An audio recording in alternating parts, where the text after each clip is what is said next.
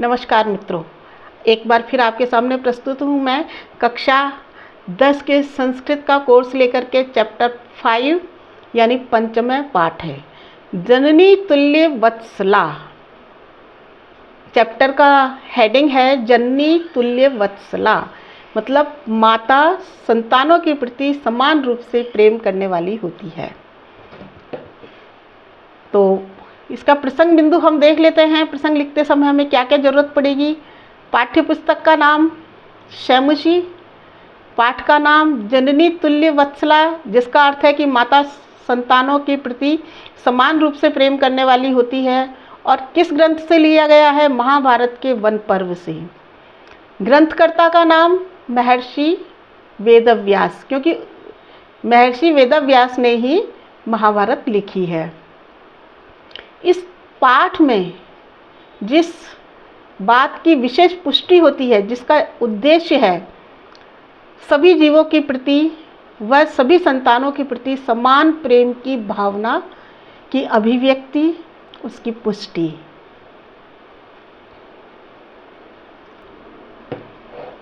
कश्चित् कृषकः बलिवर्दभ्याम क्षेत्रकर्षणं कुर्वन् आसीत्। तो पहले कुर्वन् आसीत को हम देख लेते हैं। आसीत का मतलब है था, कुर्वन् यानी करता हुआ था, यानी करता था, इस तरह का सेंस निकलेगा। तो कश्चित कोई कृषक किसान बलिवर्दभ्याम दो बैलों के द्वारा क्षेत्र कर्षणम यानी खेत जोता करता था। तयो बलिवर्दयो एक शरीर दुर्बल है। तयो उन दोनों में से, उन दोनों बलिवर्दयो बैलों में से एक शरीर से दुर्बल, जवेन गंतुम शक्ता अशक्ता आसीत। जवेन गंतुम अशक्ताश्च आसीत, चासीत, इस तरह से लिखा हुआ है। और तो च यहाँ पर जो दिया हुआ है च आसीत, तो वो च यहाँ पर हम लगाएंगे और तीव्र गति से गंतुम जाने में अशक्त था, असमर्थ था। नीचे अर्थ देख लीजिए। उन दोनों बैलों में से एक शरीर से दुर्बल और तीव्र गति से जाने में असमर्थ था। यहाँ संधि देखेंगे, गंतुम, गंतुम यानी जाने के लिए, अशक्त माने अशक्त, असमर्थ, च माने और, आसीत, और वह जवेन तीव्र गति से जाने के लिए असमर्थ था। अतः कृषक,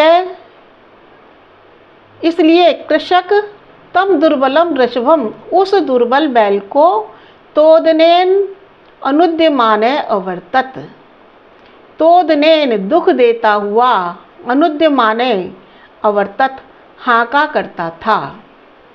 इसलिए किसान उस दुर्बल बैल को दुख देता हुआ हाका करता था। सह वृषभ हलम उड्वा गंतुम अशक्ते क्षेत्रे प्रपात। फिर एक बार क्या हुआ? वह वृषभ है, वह बैल हलम उड्वा, हल को उठा करके, यानी हल को कंधे पर डाल करके, गंतुम अशक्ते जाने में अशक्त हुआ, क्षेत्रे खेते, क्षेत्रे खेत में ही, पपाते गिर गया, खेत में गिर गया। वह बैल हल उठाकर चलने में असमर्थ हुआ और खेत में गिर गया। क्रुद्ध कृषि वाला, क्रोधित किसान, क्रुद्ध कृषि वाले का मतलब क्रोधित किसान ने तम उत्थाप्य, तुम उसे उठाने के लिए बहुवारम, बहुत बार यत्नम अक्रोत, यत्न किया। तम उत्थापयन्तुम, तम यानी उसको, उत्थापयन्तुम उठाने के लिए, यत्नम यत्न, अक्रोत किया। तथापि वृष न उत्थितः, तथापि फिर भी, तथा अपि, तथा माने फिर, अपि माने भी, न नहीं, उत्थिता उठा, फिर भी, वृष माने बैल, फिर भी बैल नहीं उठा। पार्ट 2 भूमौ पतिते स्वपुत्रं दृष्ट्वा सर्वधेनूनां मातु सुरभि नेत्राणाम अश्रूणि आविरासन। देखिए पाठ बहुत ही सुंदर है और बहुत ही अद्भुत है। इस दृश्य को जब धेनुओं की माता सुरभि ने जब उसे देखा तो आंसू छोड़ने लगी दुख से, क्योंकि उस बैल उनकी भी संतान हुए ना। भूमौ पतिते स्वपुत्रम दृष्ट्वा सर्वधेनूनां मातु सुरभि नेत्राणाम अश्रूणि आविरासन। देखिए पाठ बहुत ही सुंदर है और बहुत ही अद्भुत है। इस दृश्य को जब धेनुओं की माता सुरभि ने जब उसे देखा तो आंसू छोड़ने लगी दुख से, क्योंकि उस बैल उनकी भी संतान हुए ना, तो इसलिए उन्हें बहुत दुख हुआ। तो देखिए आगे देखिए, भूमौ पतिते स्वपुत्रम दृष्ट्वा, भूमि पर गिरे स्वपुत्रम अपने पुत्र को देख करके, सर्वधेनुनाम मातु समस्त गायों की माता सुरभि, उसका नाम क्या था सुरभि, नेत्रभ्याम अश्रुणि नेत्रों से, दोनों नेत्रों से, अश्रुणि आंसुओं को आविरासन छोड़ने लगी, यानी उसकी आंखों से आंसू बहने लगे। नेत्रभ्याम अश्रुणि, ये यहाँ पर विच्छेद कर दिया गया है, तो दोनों नेत्रों से अश्रुणि आंसुओं को, भूमि पर गिरे हुए अपने पुत्र को देखकर सभी गायों की माता सुरभि ने आंखों से आंसू गिराने शुरू किए या गिराने लगी। सुरभेर इमाम अवस्थाम दृष्ट्वा सुराधिपः ताम अपृच्छत। स्वर्ग में रहते हैं ना, तो स्वर्ग में इंद्र भी होते हैं।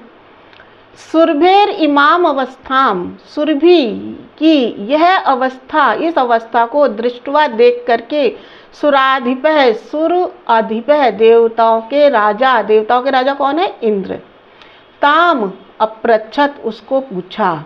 तो यहाँ पे नीचे संधि देख लीजिए, सुरभे षष्ठी विभक्ति का है, इमाम इस अवस्था को देख करके, सुरभि की, उस गौ माता की जो समस्त गायों की माँ थी, इस अवस्था को देख करके सुराधिपः, सुरह प्लस अधिपः, सुराधिपः ताम अपृच्छत, उसको पूछा। सुरभिर इमेम अवस्थाम दृष्ट्वा सुराधिपः ताम अपृच्छत, सुरभि की इस अवस्था को देख करके इंद्र ने, देवताओं के राजा इंद्र ने उसको पूछा। क्या पूछा? अये शुभे, हे शुभे, किमेवं रोदिषि, किस लिए रोती हो? उच्चताम, बताइए। इति साच्य, और ऐसा पूछने पर, और उसने, तो उसने क्या कहा आगे, जो अगले श्लोक में बताएंगे। किम एवं, इस प्रकार, रोदसी, इस प्रकार क्यों रोती हो? उच्चताम, बताइए, कहिए। तो हे शुभे, क्यों इस प्रकार रो रही हो, कहिए। और इस प्रकार के पूछने पर वह बोली, क्या बोली? तो यहाँ पर श्लोक है अपना, विनिपातो न वे कश्चित् दृश्यते त्रिदशाधिपः। मतलब वो इतनी दुखी हो गई थी, तो थोड़ा सा उन्हें हल्का सा क्रोध आया, तो उन्होंने क्या बोला? त्रिदशा अधिपः, यानी 3 दिशाओं के स्वामी। इस तरह से इंद्र को कहा है कि हे इंद्र, विनिपातो, गिरा हुआ, न वे कश्चित् दृश्यते, कोई हमें नहीं दिखाई देता। क्या? भूमि पे गिरा हुआ कोई हमें नहीं दिखाई देता, गिरा हुआ नहीं। तो मैंने जो नीचे अर्थ लिखा है वो श्लोक के शब्दों के अनुसार लिखा है। विनिपातो, गिरा हुआ, न वे, नहीं हम, कश्चित, किसी को, दृश्यते, दिखाई देता, त्रिदशाधिपः, देवराज इंद्र। तो नीचे गिरा हुआ क्या हमें कोई दिखाई नहीं देता इंद्र? अहम तु पुत्र शोचामी, मैं तो पुत्र का शोक कर रही हूँ। तेने रोदामी कौशिक, हे कौशिक, हे इंद्र, मैं इसी से रोती हूँ।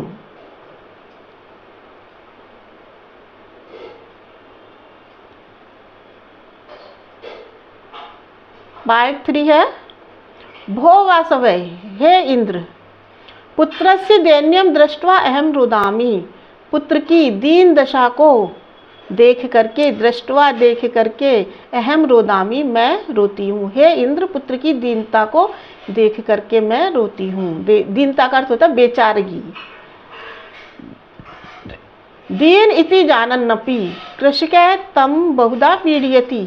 दीन ऐसा जानते हुए भी, जानन अपि जानते हुए भी, कृषक तम उसको बहुधा पीड़यति बहुत पीड़ा देता है।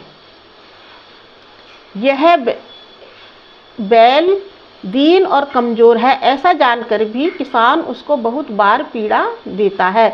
बहुधा का अर्थ है बहुत बार, पीड़यति पीड़ा देता है। से कृच्छेन उद्वहति, कृच्छेन का मतलब है कठिनाई से, वह कठिनाई से भार उठाता है। उद्वहति, उद माने ऊपर, वहति यानी भार उठाना, भार उठाना, वह कठिनाई से भार उठाता है। इतरम इव धुरम वोडुम स ना शक्नोति। इतरम इव यानी इतर यानी दूसरे, दूसरों के समान। धुरम, धुरम यानी जुए को, जो बैलों का जो जुआ होता है ना, जोतते समय जिसे काम में लेते हैं, उसको कंधे पर धुर को बोडुम उठाने में ना शक्नोति समर्थ नहीं है, यानी दूसरों के समान वह जुए को नहीं उठा सकता। एतद भवान पश्यति ना, एतद माने यह भवान, एतद माने यह भवान आप, पश्यति ना नहीं देखते हैं। इत्य प्रत्योवोचत, इति प्रत्यावोचत, इस प्रकार प्रति अवोचत, यानी प्रति अवोचत का मतलब है कि पहले किसी ने कोई प्रश्न पूछा है और किसी ने फिर जब उसका उत्तर मिला है उसके बदले में, तो उसे बोलेंगे प्रत्या अवोचत। तो इस आप नहीं देखते, इस प्रकार सुरभि ने जवाब दिया।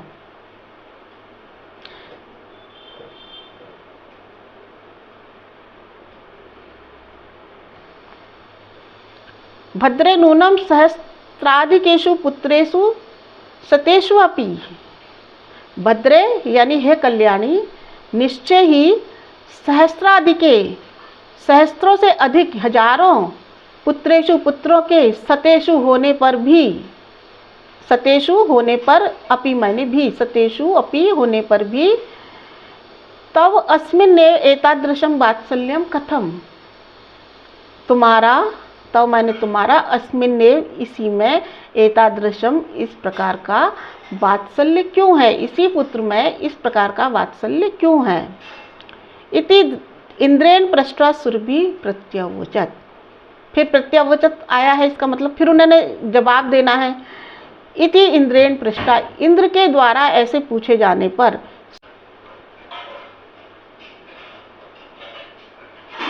क्या क्या उन्होंने जवाब दिया, गायों की माता ने उन्हें क्या जवाब दिया।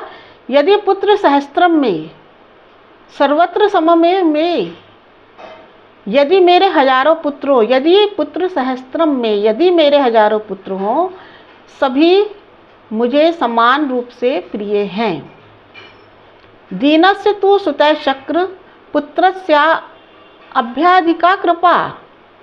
दीनस्य तु सुतः, कमजोर पुत्र पर तो, अधिका कृपा पर तो मेरी कृपा अधिक है, मेरा प्रेम अधिक है।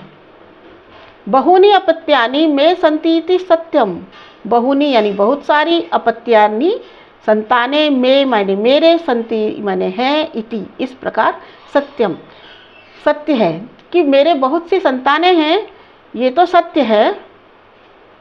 तथापि अहम एतस्मिन् पुत्रे विशेष्य आत्मवेदनाम अनुभवामि।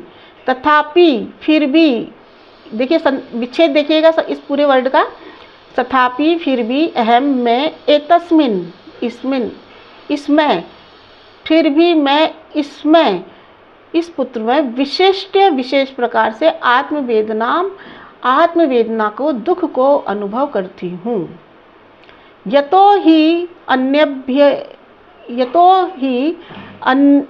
अयम अन्येभ्य दुर्लभ, यतो ही यानी क्योंकि यह अन्य सभी पुत्रों से दुर्लभ है, क्योंकि यह अन्य सभी पुत्रों से दुर्बल है, कमजोर है, बेचारा है। सर्वेषु अपत्येषु जननी तुल्य वत्सला एवे। सभी पुत्रों में, अपत्येषु माने संतानों में, जननी तुल्य वत्सला एवं समान प्रेम वाली ही होती है। यानी जननी तो सबसे समान रूप से प्रेम करती ही है। सभी संतानों में माता समान प्रेम वाली ही होती है। तथापि दुर्बल सुते मातु अत्याधिका कृपा सहजेवे। बहुत सुंदर। फिर भी दुर्बल पुत्र में माता का अत्याधिक कृपा होना सहज ही होता है। तो घरों में भी हम देखते हैं कि जो बच्चा सबसे दुर्बल होता है उसी को माँ सबसे अधिक प्यार करती है, सबसे ज़्यादा खिलाती है, लाड करती है, उसको पैसे भी ज़्यादा देती है, क्योंकि वो दुर्बल है। माँ का उस पर विशेष स्नेह है। फिर भी कमजोर पुत्र पर माता की अधिक कृपा स्वभाव से ही होती है। इस प्रकार कहा।